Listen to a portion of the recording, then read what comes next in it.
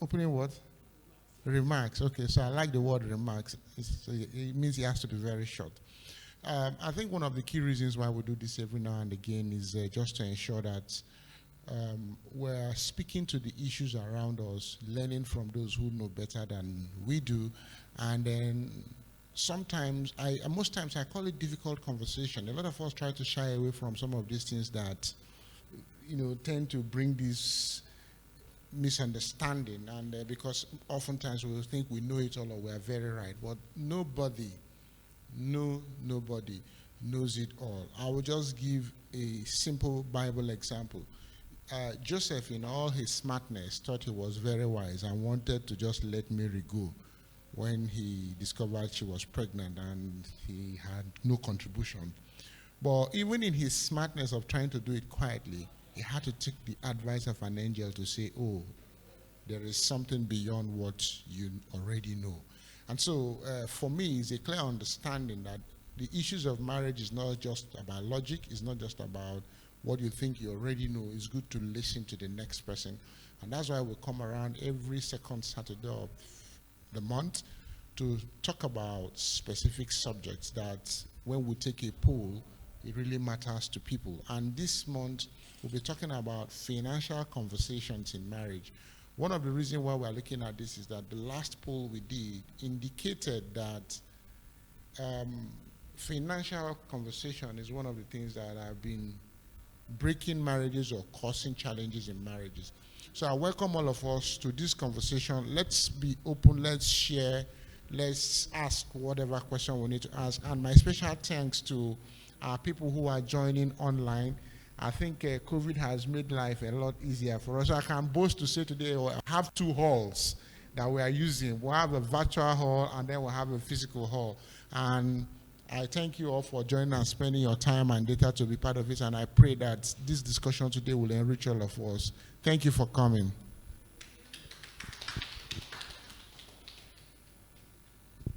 Thank you very much, sir. And this is how we're going to run today. We will have one presentation, a short break where we will network and connect even with those online. I suspect from the names I saw online that my destiny helper will probably be online. And I'm seeing some faces here. They look like people that will also help my destiny. So we'll connect during the break. And after the break, we will come back and have the panel discussion. After the panel discussion, we'll have contributions from everyone here in person and online. Then we will close today's session. It's going to be pretty engaging. And I will start the session by going straight into today's presentation, which will be financial conversations in relationships and in marriage. So please put your hands together for Mrs. Tobaro Lumoye as she takes the podium. Okay, the MC has handed over to me. Today, there are several polls, and some of them are available online. Some you can even do within your family. Some you can test in your little space and ask the question, what is the most important contributor to the success of marriage today? You'll be shocked to find out that it's most likely not going to be only love. Love will vie very strongly with finances. Meaning, therefore, that in addition to love and all the other emotions, money is important. I'm going to state a few points today that will encourage us, because as a financial planner, I deal with mostly married clients. Most of my clients are married or about to marry. And something that cuts across all of them is the absolute importance of finances when it comes to marriage. You may start out the relationship thinking, and here, when I use the word marriage, it's also relationship. Relationship with your father and mother, man and woman, brothers. Every relationship requires that grease that enables things to happen. And most times the grease is finance. In fact, the relationship between your body and your soul is kept together by marriage. Your body and your soul will remain in the body. Your spirit, your mind, everything will remain inside the body when money is involved, because you need to eat, you need to sleep, and all of those things cost money. So I have found out that, and being married myself and being a product of a long marriage and being surrounded by marriage, I found out a few things, and I'm going to share some of them with us today. In addition to all of this experience, I think the most important experience for me is the experience I got as a banker. I was in the retail banking space for a very long time. And in retail banking, what it means is you will see hundreds of thousands of people. You will see a lot of human beings. And I have seen quite a lot. I have heard quite a lot. And I have learned quite a lot. I'll share a few of those things with us today, especially when it has to do with financial conversations in marriages and relationships. The first thing I'm going to say here, for the record, is that getting married is a big deal.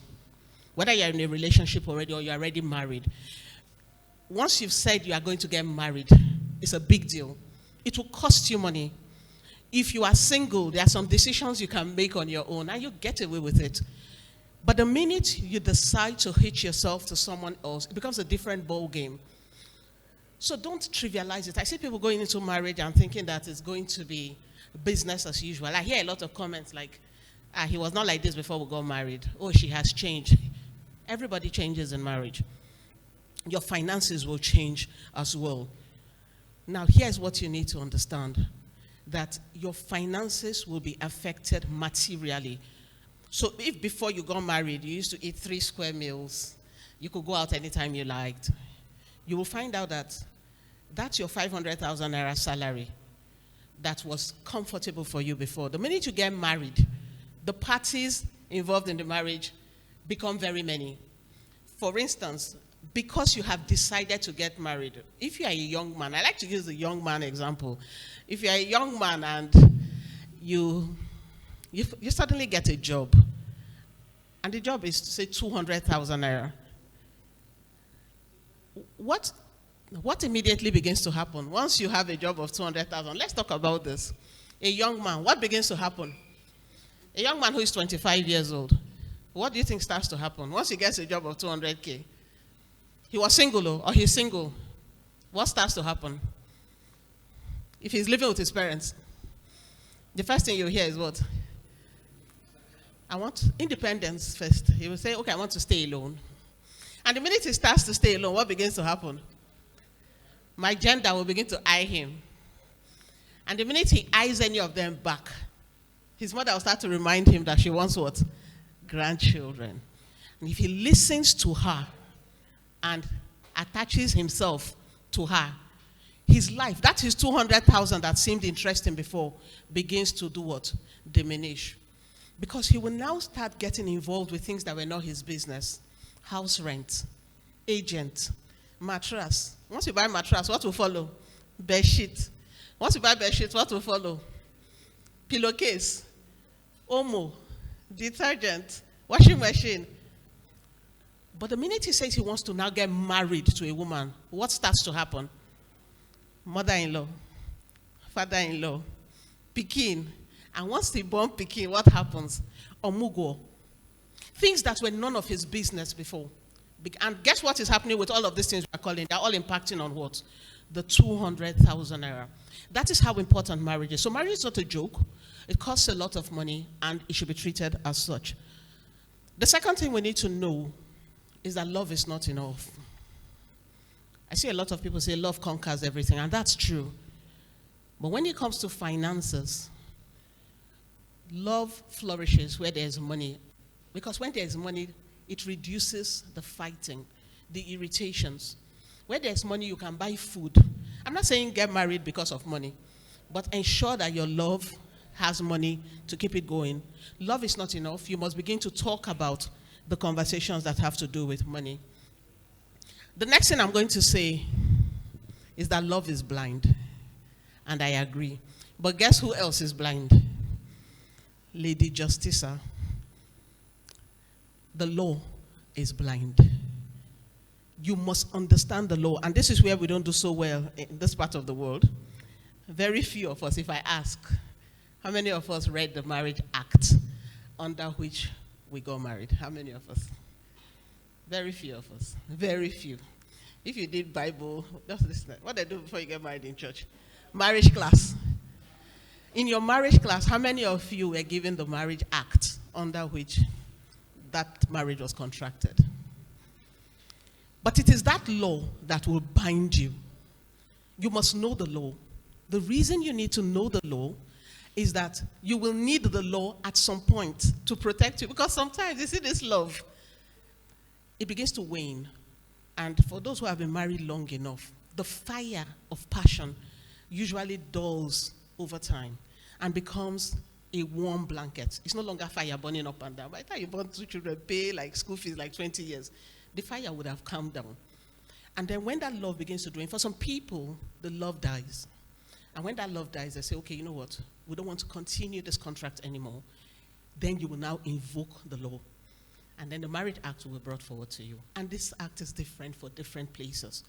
You need to know before you get married. Are you getting married under the customary law, religion, whatever it is? Any of the acts, there are several ways you can get married.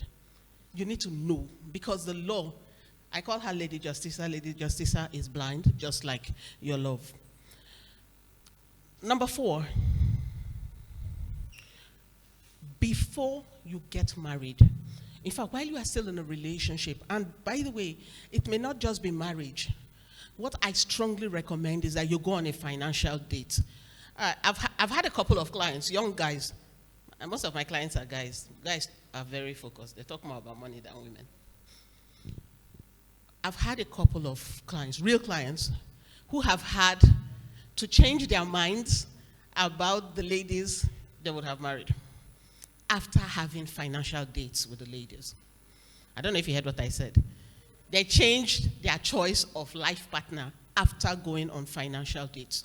You must have a financial date. And if you didn't have it before marriage, it is imperative that you have it in the course of marriage. What will you discuss on your financial date? It is very important that you begin to understand the money personality type of the person you are planning to spend the most of your life with.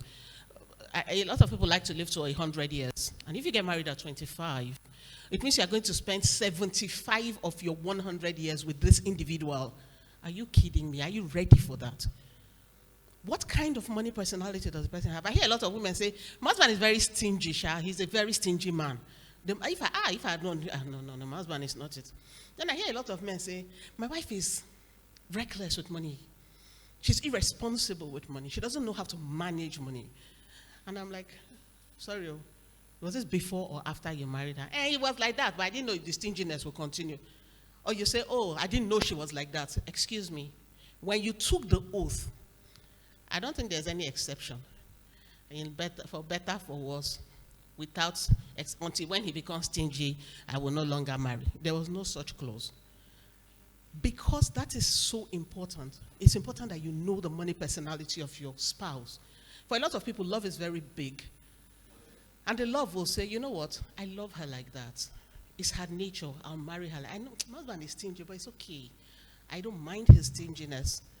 My husband is very wicked, but I don't mind his wickedness when it comes to money.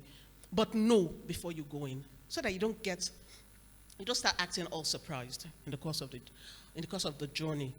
The next thing you need to understand beyond money personality types is you must understand the vision. I say to everybody, and we'll talk about that in a bit, when you get married, you have introduced a third party into that union. You are there where you have man, woman, and marriage. You are an entity, your husband is an entity, and the marriage itself is an entity. Each of these entities should have a vision. That you're married doesn't mean that your own vision should be subsumed into the marriage vision or into your husband's vision, because you need to grow. You'll mature along the way. Your husband will also mature, and the marriage itself will mature. As you have your clear vision, your husband must have his clear vision, and the marriage must have a clear vision. All of these visions must be clear and must be agreed upon.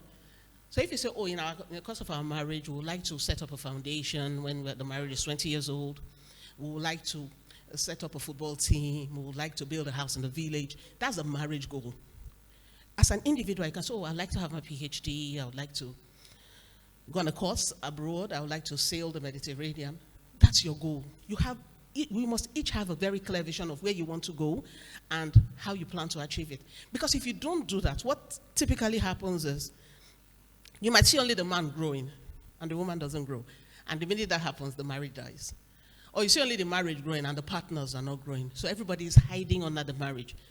A good example is when a couple is focused only on the growth of their children.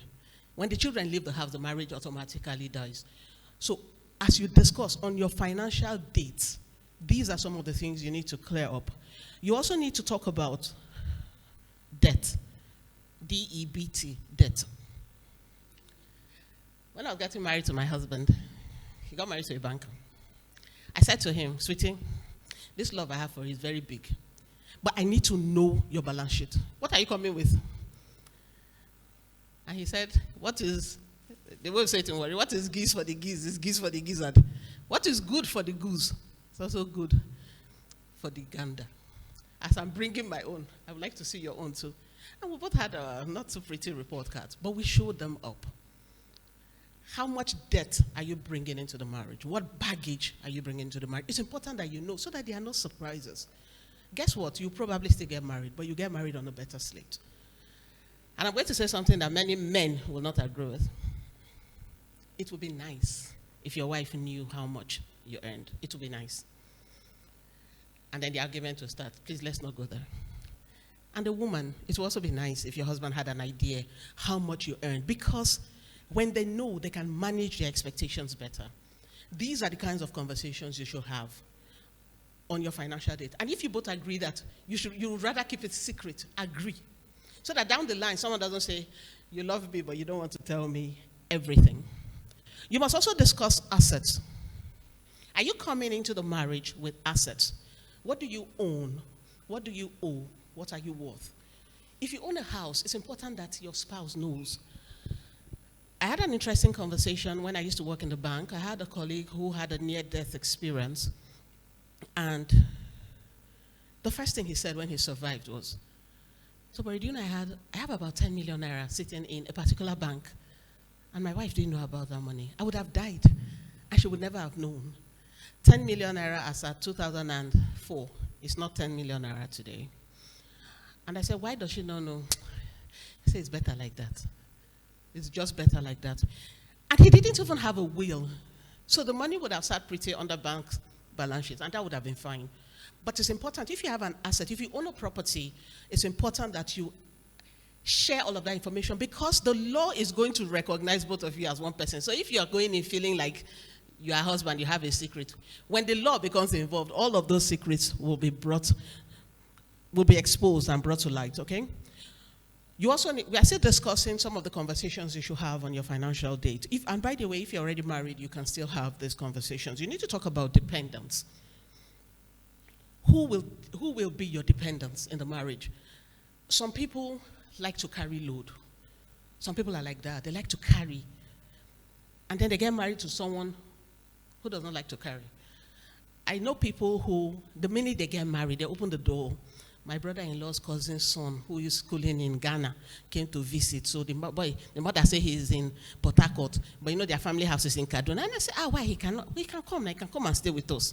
And then, but he was coming, he came with two of his friends. You know, they're from Ghana, but they are going to Kenya. I don't understand. And the man says, everybody come in. I like a big community. I love to have people around me. If he likes that kind of crowd, and he's getting married to a woman who says, in my house, I only want to see me, my husband, and our children, there will be a problem. You need to know the kind of person you are yoking yourself to. Because these conversations will matter. Why is it important? Because as he's carrying people, as he's carrying load, he's going to spend money. The money that will affect your goals might end up going to what? Finance those dependents. Decide on who is dependent. Is dependent husband, children, grandparents, grand-aunts? Decide as a family or as a couple who dependents are so that you don't have any shocks along the way. What typically happens is after the marriage, you hear people say, but it's my sister now. Yes, not that party, but she's my sister. What do you expect me to do? I have to train her. Oh, she's my cousin. What do you want me to do? I stayed in their house. And you're asking what your spouse wants you to do when you are spending money that is meant for your couple goals on a dependent. So you must decide who dependent is. You must also agree on what your project should be. Because I've seen a lot of homes split up because people cannot decide what kind of project. You see a man saying, look, I want to build a mansion in the village because as the first son, my father doesn't have a house in the village and I need a presence. And the wife is saying, we will not build a house in the village because we will not live in the village. And the man is saying, on this matter, I die here. And the wife is saying, on this matter, me too, I die. If you build in your village, you have to build in my father's village. I've seen marriages that hit the rocks because of this. So those conversations must be had. Why is this important? The cost of building a house in the village. By the house, by the way, when you put up that house in the village, it is, yes, it's an asset in a way, but it's going to be more of a liability if you're not going to utilize it. And it's not going to cost you anything less than maybe 50 million naira to set that asset up. That is material. It doesn't matter how much you earn. That decision cannot be made in isolation. Okay, so you need to discuss all of those and so on and so forth. Do you want to adopt children? I've seen a man who has been married for a long time. The children are grown. I think one of the children is even married. And then he wakes up one day and says, I'd like to adopt. And the wife said, I don't understand. Adopt what? A baby. I like the idea of children. And then he dumps this on the wife. And the wife is saying, this child you want to adopt, who will take care of the child? You show us now. If there were a job people, they would name the baby pension or retirement. This baby pension. And it cost a lot of, of course, the adoption did not go through because there was nobody to take care of the child. If you have those kind of plans, you need to have those kinds of conversations. There are so many things, but I'll just say two more. Funerals. Nigerians don't like to die, but they die. When you die, what should happen? I only had this conversation with my husband after I became a financial planner. And each time I try to raise it, we say, you're being morbid. Can we stop talking about death? And I said, on this matter, we will continue to talk about it because it will happen. And guess what? Some of the conversations we refuse to have already started to happen. It took me a long time to convince him to start talking about death as a plan. You must talk about funerals because they are material. There are people who are indebted till today from funerals that took place 5-6 years ago. So funerals are important. You need to discuss. And then if you want to have trips, holidays, vacations, all of that, please agree. The next point you need to talk about or you need to understand is that marriage is teamwork. It is both of you trying to run a race. If only one person is putting in the effort, the team will not grow. The other member of the team, just imagine where you have a football team of 11 players, 10 are running around on the field. Player is not pulling his weight.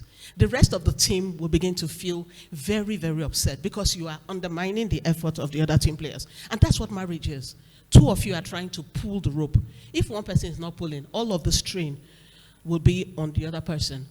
So it's important that you understand it as such.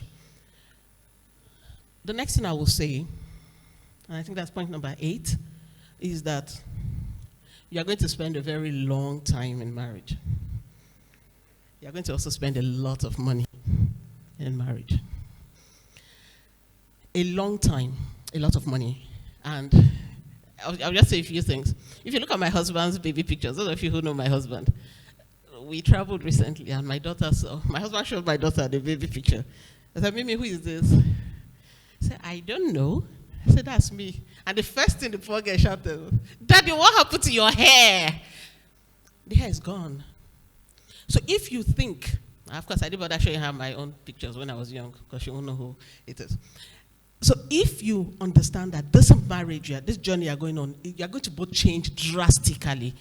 And that is on the physical side. Even along the way, your money will change. For many people, you're going to become wealthier. You're going to have a lot of money. Many of us were very broke when we started the journey, or not as wealthy and comfortable. Are you the kind of person that money will change? If you are that kind of person, you need to be true to yourself and understand how money will influence you and begin to work on yourself. If not, your team as a marriage will struggle. And even as a woman, are you the kind of woman who, if your husband begins to have money, you will change? You need to have those conversations with yourself. And when you have become very honest, you need to choose wisely. I'll very briefly talk about joint ownership, because this happens a lot in marriages. Under the law, at least the Nigerian law, what you jointly own becomes, is subject to the law of succession or survivorship. Meaning, therefore, if I own something jointly with my husband, if I pass away, my husband does not need to go through probate to access the asset. For instance, if we own a joint account and I pass on, my husband can continue running the joint account. He doesn't need to go, he doesn't need a will, he doesn't need, probate does not even need to hear, he can just continue because of the law of survival. The same thing if you jointly own a house, if you jointly own anything, whoever survives automatically becomes the owner. So you need to be very careful when you jointly own assets. Understand the implications before you own. If not, speak with your financial advisors and your lawyers and pick different options. So for instance, you cannot jointly own something with your wife and then you now in your will say, when I die, this thing should go to my brother. The joint law supersedes that, okay? And then I'll end up by saying this. In all of thy planning, in all of your vision and visioning, try and, especially as you grow older, once your marriage begins to get to 10 years, as you begin to have children, start talking about your estate. Begin to think about legacy. What will happen when I'm no longer here? Who gets what? I have seen marriages that were very happy, they were flourishing, and then in death, all of that work is eroded simply because the partners did not do a decent job on estate planning. So you must begin to talk about estate and legacy issues as you grow older. You should actually have it at the beginning, but if you did not, as you grow older, begin to have those conversations. And I'll end up by saying marriage is teamwork. And if everybody pulls their weight, the team will work like a dream. Thank you very much, and that's the end of our presentation. Thank you. For those, thank you very much. We will have, for those online, Austin, can we see those online? Okay. Before we have the questions, we will have a very short break, a bathroom break, 3 minutes, 5 minutes. Connect with your neighbor, chat in the chat room. Begin to put your questions together. When we come back, we'll have the panel session, and then we'll take the questions. Thank you very much for your time. Please put your feedbacks in the chat room, on the chat box, as we engage, and connect with one another online as well. Thank you very much. See you in 5 minutes.